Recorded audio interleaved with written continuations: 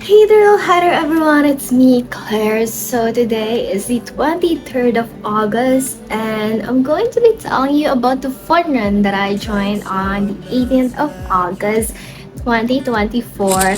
So it's been now 5 days since the fun run. Okay, so that event was called One Run, One Goal, and it was hosted by Smoke and Events Management. So I joined the 16 km. Wanted to try something new. I knew I could do it. I knew I could do it. I believed in myself. However, um I was still sort of testing the water that time because I I wasn't the fastest, but that wasn't really my goal for that run. My goal for that run was to just to just run and to run as much as I can, as fast as I can, without really overexerting myself to the point of like real exhaustion where I just couldn't do it anymore. No, I just wanted to go on my own pace. And one thing I've noticed about me during that run was that it's not much so about who's in front of me, but it was really more about how much further and farther I can push myself beyond the point where I was currently at. So whenever I try to look at and think about like who's in front of me, like who did I need to get past, I notice I always find myself slowing down. And my solution to that was to just look at my own feet, and I had this reoccurring thought pattern, and I just kept thinking that the only thing you need to do right now, Claire, is to just take it one step at a time. One step at a time, one step at a time, one step at a time. That's the only thought that was running in my mind over and over again. But I'll take you by your word, and I'll walk away before it starts to hurt. And I'ma let go, let go, let go, and I'll leave it to the universe. I'm trying so hard not to like you, but there's so much that I like. And I know that you feel the same about us.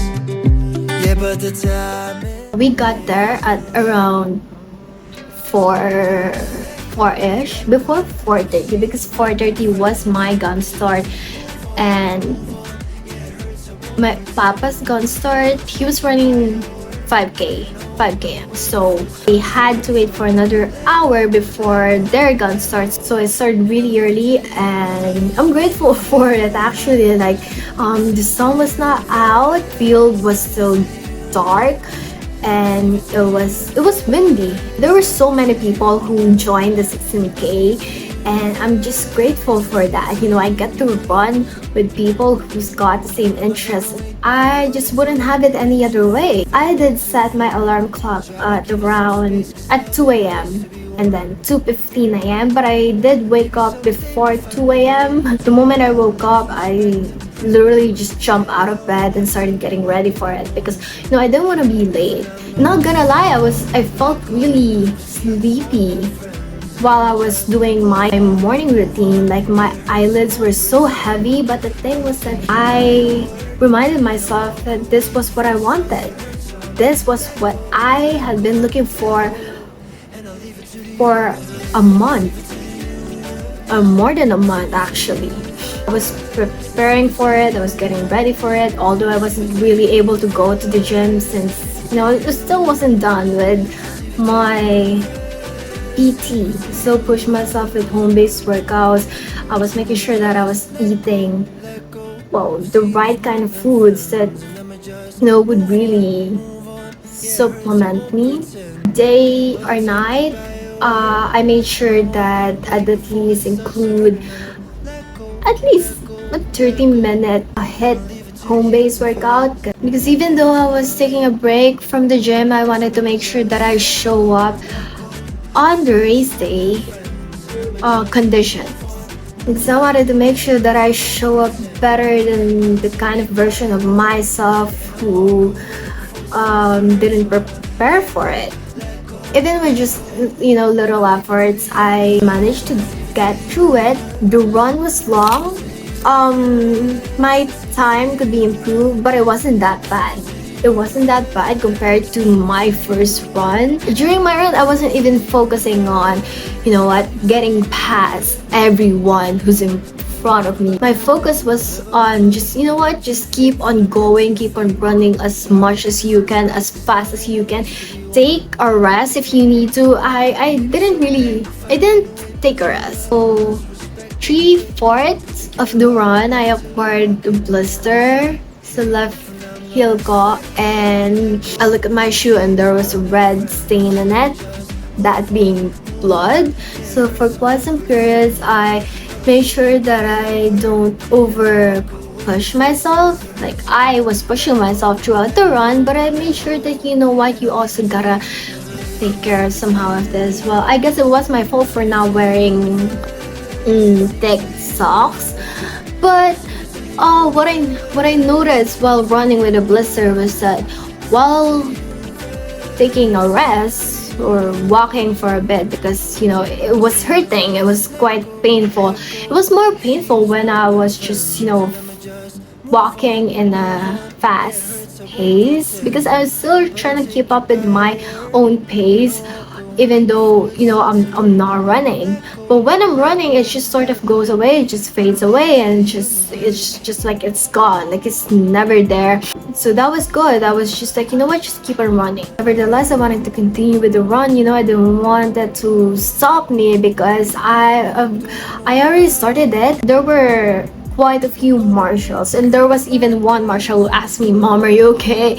Because that time I was taking my time for a bit. I was taking a rest for a little bit, and I was enjoying the scenery, but maybe I look like overexhausted in his eyes. But it was good. And then after that, I just started running, because I didn't want to seem like like I'm already done with the race, because I'm not. Like, like, you're already here, you're already on your way back, just might as well just keep going. Keep going and keep going and keep going, one step at a time, one step at a time, one step at a time, one foot forward at a time, until you get to the finish line. And eventually, of course, I did get to the finish line, and receiving that medal it was so rewarding. It felt so satisfying. It felt so fulfilled, especially getting that gold finisher shirt. It was just like a cherry on top. No, actually, the cherry on top was a breakfast. Breakfast, it tastes so different after a run. It's just like one of the best things ever. So reflecting on my running experience, I did understand the fact and the reality that it's very important to know where you're currently at the moment, because I still consider myself a beginner at this. Other people run 100K. Like, can you just imagine that they start at like 12 p.m. and then continue on until the next day? Like, that's just so different from what I signed up for last week and the last fun runs that I did. But one major thing that was really important to me that I understand is that, while being in the middle of the process of improvements and developments, it's really important that I understand where I'm currently at and the kind of pace that I must focus on. I understand that I'm in a pace where I must focus on myself first before I even start considering looking at others and comparing myself to the others, which is something that I don't think I will ever do. If I compared myself to those people who were in front of me during the run, I would have chickened out. I also understood that it's just not right to compare myself to those people that I don't know about. Like, I don't know their experiences, that some of them might have already run 100K and some of them might have already run hundreds of fun runs. Throughout the whole morning, I wasn't even thinking about that. But I just thought that I had to mention this because, sometimes it's so easy to look at others and compare yourself to them. But No, what's important is that you know where you're at. Because what's the point? I don't think this is gonna get me any further. I mean, although I do understand that for some people, competitiveness, they know that they want to get past someone that really just motivates them, but that doesn't really work for me. It's just what works for me is that look at myself, comparing myself to my old self, and when I see progress, I'm reacting a lot better than my old self would have. That makes me happy, that makes me really appreciative. And I'm grateful that I love running, that I enjoy running, that I ran until I get to the finish line, and that's something. So that's it for this video, everyone, and I thank you guys so much for listening and for watching. Thank you guys so much.